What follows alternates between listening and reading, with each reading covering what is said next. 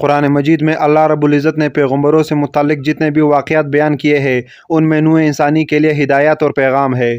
کوئی واقعہ بھی مفہوم اور معنی سے خالی نہیں۔ ان میں ایک مشہور و معروف واقعہ اللہ کے پیغمبر حضرت موسیٰ علیہ السلام کا حضرت خضر علیہ السلام سے ملاقات کا ہے، جسے سورہ کہف میں تفصیل کے ساتھ بیان کیا گیا ہے۔ اس واقعہ میں اللہ نے حضرت خضر علیہ السلام کے ذریعے اپنے کارخانہ مشیت میں رونما ہونے والے حادثات میں سے چند ایک میں سے پردہ اٹھایا ہے۔ واقعہ کچھ یوں ہے کہ ایک مرتبہ بنی اسرائیل نے حضرت موسیٰ علیہ السلام سے پوچھا، اے اللہ کے پیغمبر، کیا اس روئے زمین پر آپ سے بھی بڑا کوئی عالم ہے؟ موسیٰ علیہ السلام نے فرمایا، میں سب سے زیادہ علم والا ہوں۔ لیکن اللہ تعالیٰ کو حضرت موسیٰ علیہ السلام کی یہ بات پسند نہ آئی، لہٰذا موسیٰ علیہ السلام پر وحی آئی کہ ہمارا ایک بندہ مجمع البحرون پر ہے جو آپ سے زیادہ علم رکھتا ہے۔ اس پر حضرت موسیٰ علیہ السلام نے اللہ سے درخواست کی کہ انہیں اس شخص سے ملاقات کرنی ہے تاکہ انہیں جو غیر معمولی علم عطا ہوئی ہے اس سے آپ استفادہ کر سکے۔ اللہ نے فرمایا، اس بندے کا نام خضر ہے، ان سے آپ کی ملاقات ایک صورت میں ہوگی۔ اللہ نے موسیٰ علیہ السلام کو حکم دیا کہ ایک مچھلی اپنے توشادان میں رکھ لے اور سفر پر نکل پڑے۔ جس مقام پر یہ مچھلی گم ہو جائے گی اسی مقام پر وہ شخص ملے گا۔ لہٰذا موسیٰ علیہ السلام نے مچھلی کو اپنے زنبیل میں رکھا اور اپنے خلیفہ یوشع بن نون کو لے کر اسی شخص کے تلاش میں نکل پڑے۔ چلتے چلتے جب آپ ایک دریا کے ساحل پر پہنچے تو آرام کرنے کے لیے وہاں کچھ دیر لیٹ گئے اور حضرت موسیٰ علیہ السلام کو نیند آ گئی۔ اچانک وہ مچھلی ٹوکری میں تڑپنے لگی اور اچھل کر اس دریا میں چلی گئی۔ آپ کے خلیفہ حضرت یوشع نے دیکھا کہ وہ مچھلی جس جگہ گری وہاں پانی ساقط ہو گیا اور ایک راستہ بن گیا۔ جب حضرت موسیٰ علیہ السلام بیدار ہوئے تو حضرت یوشع انہیں یہ واقعہ بتانا بھول گئے۔ جب دوسرا دن یاد آیا تو حضرت یوشع نے آپ کو سارا واقعہ سنا دیا۔ لہٰذا حضرت موسیٰ سمجھ گئے کہ وہی مقام تھا جہاں اس مرد صالح سے ملاقات ہونی تھی۔ لہٰذا آپ دونوں واپس اسی راستے پر لوٹے اور اس مقام پر پہنچے تو دیکھا وہاں ایک چٹان پر چادر اوڑھے ایک شخص بیٹھا ہے۔ وہ شخص حضرت خضر علیہ السلام تھے۔ حضرت موسیٰ علیہ السلام نے انہیں سلام کیا اور اپنا تعارف کرنے کے بعد فرمایا کہ مجھے آپ وہ خاص علم سکھا دے جو اللہ نے آپ کو عطا فرمایا ہے۔ حضرت خضر علیہ السلام نے کہا، اے موسیٰ، یہ ممکن نہیں کیونکہ آپ صبر نہیں کر پائیں گے۔ لیکن حضرت موسیٰ علیہ السلام نے اصرار کیا اور کہا، انشاءاللہ آپ مجھے صبر کرنے والا پائیں گے۔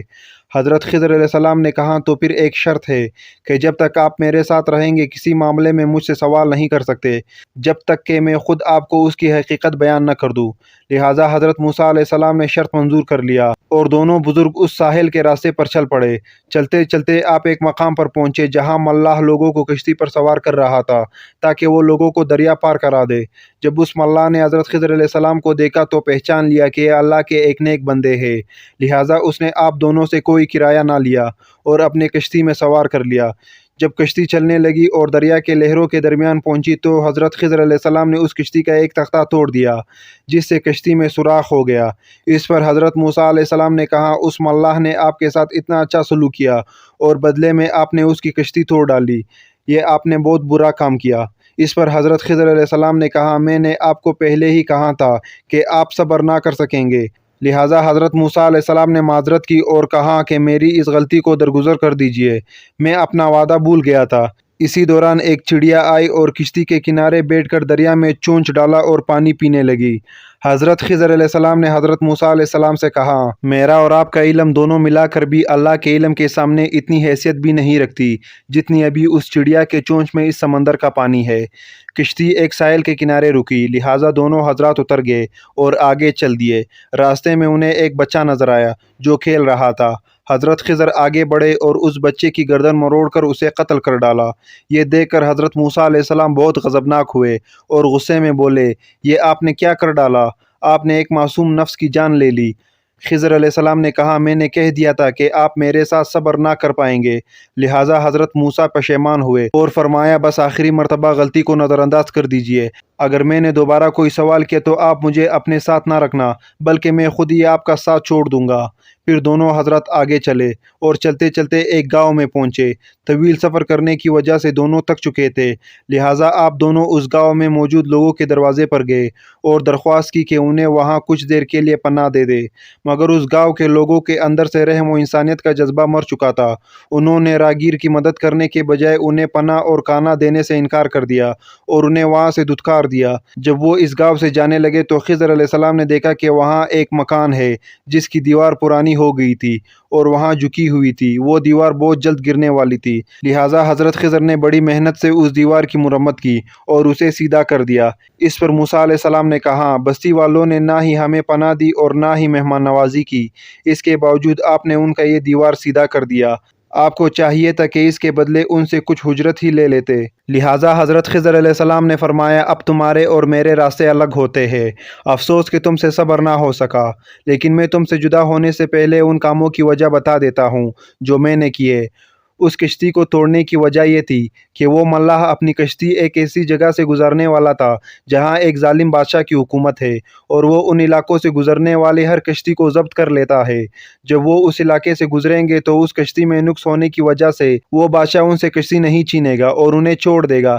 اس طرح اس غریب ملاح کا روزگار بچ جائے گا اور وہ بچہ جسے میں نے قتل کیا وہ بڑا ہو کر ایک بدکار شخص بننے والا تھا جو کفر اور سرکشی کرتا اور اپنے ماں باپ کے لیے آفت بن جاتا۔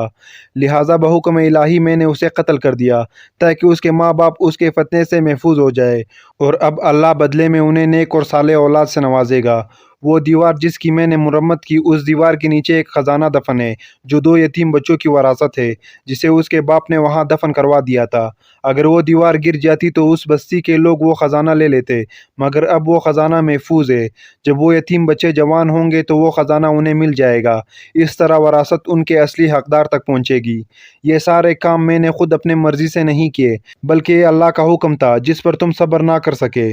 یہ وہ خاص علم تھا جسے علم لدنی کہا جاتا ہے، جو حضرت خضر علیہ السلام کو اللہ کی طرف سے عطا کی گئی تھی۔ اس واقعے سے یہ پتہ چلتا ہے کہ انسان کی ظاہری نگاہ جو دیکھتی ہے وہ اس سے اپنی مرضی کے نتائج عکس کرتا ہے۔ در حقیقت کائنات کی ہر چیز میں اللہ کی مصلحت کار فرما ہوتی ہے جو انسان کے سمجھ سے بالاتر ہے، اور اللہ کے ہر کام میں بہتری کا کوئی نہ کوئی پہلو چھپا ہوتا ہے۔ اس لیے جو بھی معاملہ پیش ہو ہمیں اللہ کی رضا میں راضی ہونا چاہیے اور صبر و شکر کرنا چاہیے۔